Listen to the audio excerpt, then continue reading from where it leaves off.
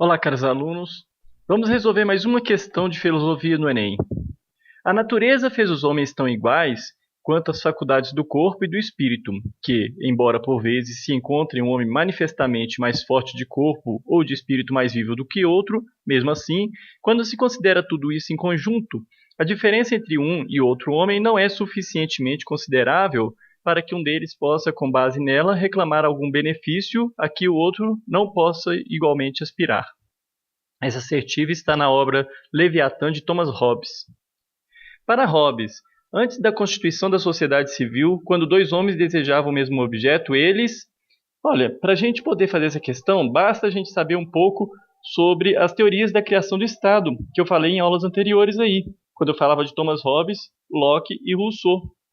Eu falava para vocês sobre, por exemplo, o estado de natureza e o estado civil.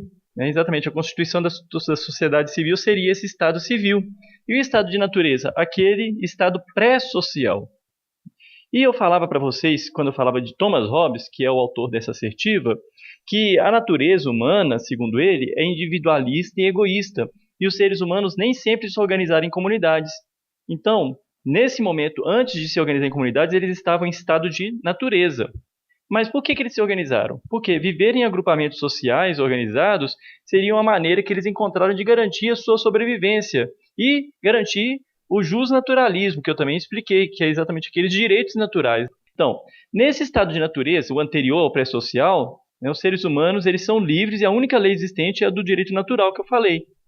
No caso de Hobbes, para que um ser humano não é naturalmente social, o estado de natureza ele representava, na verdade, uma guerra constante de todos contra todos.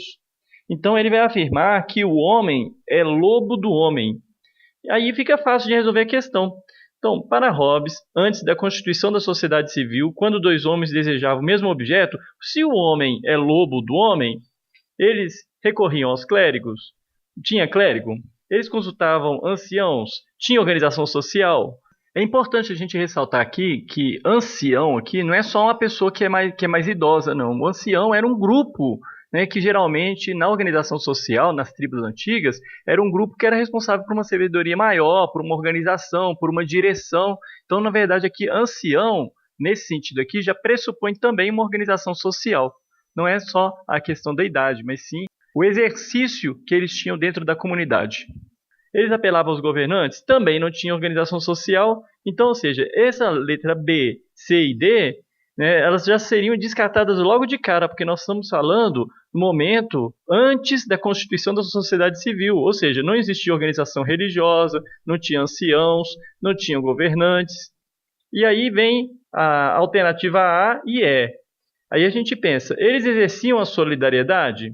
Ou eles entravam em conflito? Como eu disse para vocês, o homem não é o lobo do homem, então ficou a alternativa A.